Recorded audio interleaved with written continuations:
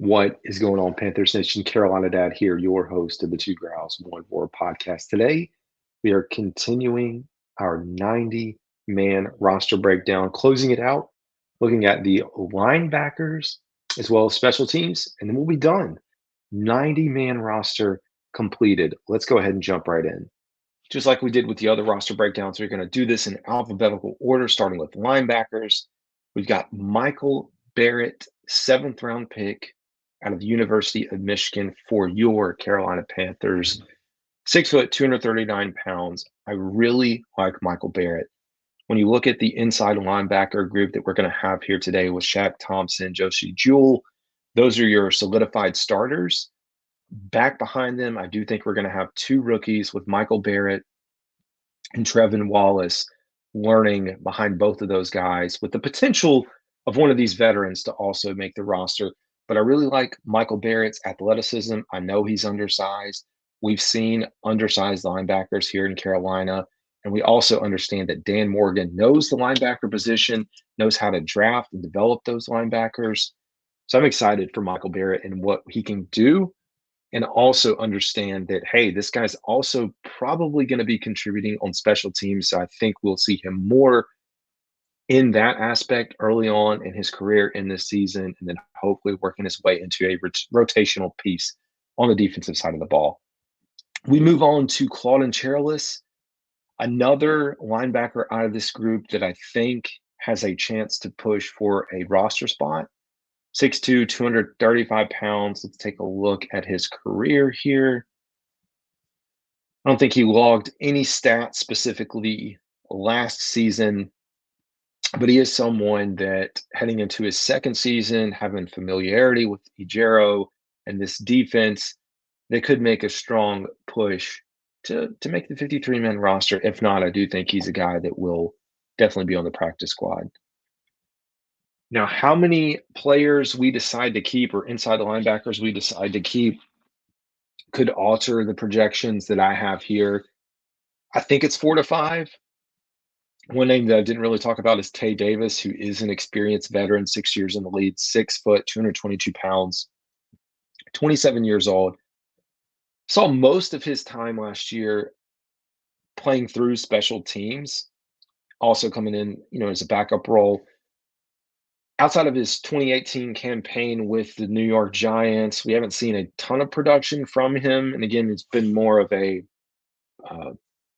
bounced around from Atlanta to Carolina, but more of a rotational piece, primarily seeing time on special teams. But I do think going into camp, again, just being here the last 8 games of last year and being here in the offseason, that he should have a decent chance to compete for a backup role for the Carolina Panthers.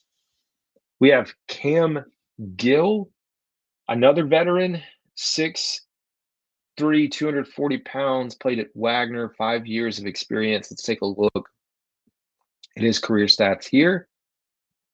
Coming to us via way of Tampa Bay. So although Dave Canales is an offensive coach, maybe there was some familiarity there. Cam Gill comes over. Another guy that was more of a rotational piece, although he did play a little bit more, as you can see here. Appeared in 15 games last season, 10 total tackles, 5 solo, 5 assists, and had 1 sack. So it's going to be competitive. I think when we talk about the first or 3 that are locked, I'd say Trevin, Shaq, and Josie.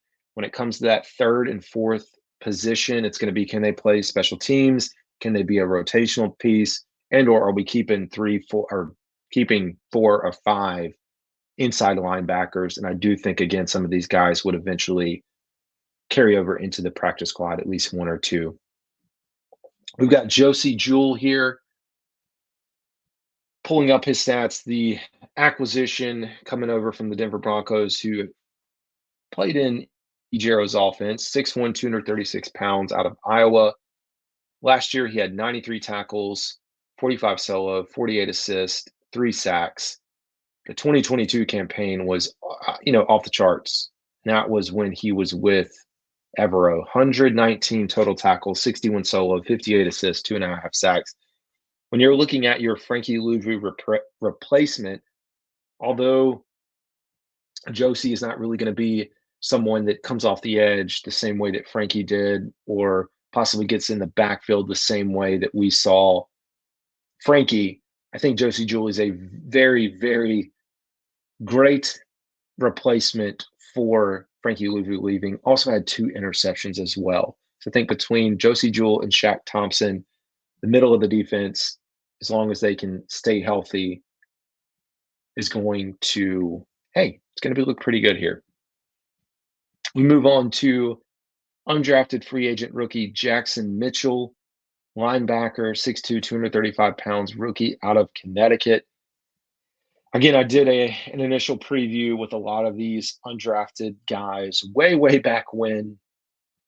For me personally and my expectations for Jackson, I do think he's someone that's been brought in to compete, try to make that practice squad cut, get down to that bubble. But I do think there's a lot of bodies in front of him that's going to make it a little more difficult to crack that 53-man roster. Move on to the veteran Shaq Thompson, linebacker, number 54, going back to 54 from 7, 6 foot, out of Washington, 10 years of experience. I mean, he is the heart and soul of this defense coming off of the injury last year. Taking a look back, his 2022 campaign, 123 total tackles, 66 solo, 57 assists, half a sack. He's not really a linebacker that sacks the quarterback, but we know he is able to, fill up the middle, be the leader on the team, calling in plays. I know you're going to have Derek Brown. You want to chart him up as the leader, but as the middle linebacker, the quarterback of the defense, I'm glad we have Shaq. And there's a reporter, article posted by Bleacher Report out there that said something like, yeah, what if, or said that Carolina should be putting him on the trading block heading into training camp. And I'm like, do you know who's behind us? Who's behind these guys on the defensive side of the ball? Like he one veteran.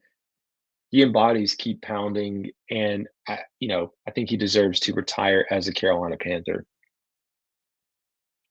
We have Trevin Wallace, rookie, 3rd-round draft pick, number 56. I know it shocked quite a few people, including myself, when he was drafted over, the likes of Peyton Wilson, some of the other guys that were available. But it's Dan Morgan. Dan Morgan knows linebackers. I think he felt like, hey, this is the guy that we can mold and develop into the next linebacker in Carolina, that's going to, follow in the footsteps of Shaq Thompson. So I do think he is a developmental piece that will play behind Josie Jewell and Shaq and come in as needed. And hopefully as the season goes along, we see some of his playing time increase as he gets more familiar with the offense and maybe defense, maybe as we get through this, seeing him a little bit on special teams in the early part of the year. Lastly, we have Chandler Wooten, another guy on the roster, 6'3", 230 pounds, that I think could make I think he's in that group, again, only because he's had experience here. In 2022, he appeared in 9 games, didn't record any stats. But last year in 23, appeared in 8 games, had 7 total tackles, 2 solo, 5 assists. So I think as we look at the back end of this roster and or talk about special teams with those guys that are on the bubble, that he's someone that has a chance to make a push at the inside linebacker position there. That's going to do it for linebackers, and we're going to close out this episode and this series taking a look at special teams. We'll start easy by going with all the returning special teamers from last year. We do not have a competition with long snapper or punter this year. We will talk about kicker at the end. JJ Jensen, 17 years of experience, 6'2", 235, out of Notre Dame. If you have not had a chance, to watch his Cart Talk episodes, they're fantastic. I recommend going out and watching Cart Talk. I also recommend going back or tuning in now and watching or listening to him on Mac and Bone, WFNZ out of Charlotte. He was coming on just about every Friday, but I know as we get closer to the season, that's going to stop, because he's going to be in the middle of playing, preparing for games, all that. But fun listens to go back. I mean, just to get a little bit more inside scoop and knowledge on this team heading into the year. But yeah, no competition there. We have Johnny Hecker. Let's take a look at his stats. I mean, heck of a punter. Let's pull up. We can get it here. 13 years of experience. He's a big dude, 6'5", 225, 34 years old, out of Oregon State. Came to us via way of the Los Angeles Rams. Looking at his last year, he had 82 punts. 22, he had 81, totaling 3,800 yards, 46.8 average. No block punts, which is good. 31 returns, 210 return yards, 25 inside the 20, about 43 net average there. Yeah, and like I said, there's no competition. No, there is competition here. Eddie Pinheiro, 7 years of experience, 5'11", 190, out of Florida.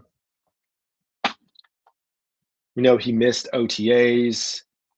Whether it was or was not contract related, that's between him and the Panthers. We can all speculate. He did miss the time, but he did return to mandatory minicamp. He didn't kick the first day, but was there the second day to kick. Talk about the competition here in just a second. Last year, he was 25 for 29, 86.21 completion percentage. Did hit a 56-yarder. We can look at the stat lines. He was 6 of 6 from 20 to 29, 7 of 7, 30 to 39, 40 to 49. He was 7 of 9, 50 to 59. He was 5 of 7. I think one of the misses, I know one of the misses, I would probably put it on Frank Reich for putting him out there in Chicago, knowing that there really was no chance for him to make the kick and having him line up and attempt it in cold temperatures, Thursday Night Football. I don't know. But he does boast one of the, top 5 field goal percentages in NFL history. But if you look at total number of attempts, quite a difference from some of the Buckners and the Justin Tuckers of the world with the total number of kicks that they've made and or attempted compared to him. Has, last year missed like 2 games because of injury. Injuries can and will be something that's talked about, especially when you have an undrafted free agent rookie on the roster competing. We also know about Zane Gonzalez, and he was injured, and that's how Eddie took over. There isn't any ties, or there aren't any ties for Eddie in this current regime outside of a Dan Morgan. You don't have that Chris Tabor carryover from their time when they were in Chicago. So I do think it is an actual open competition here, and he's also not guaranteed a ton of money. So that could make it a push for, hey, we're going to see this thing pan out all through training camp into the preseason.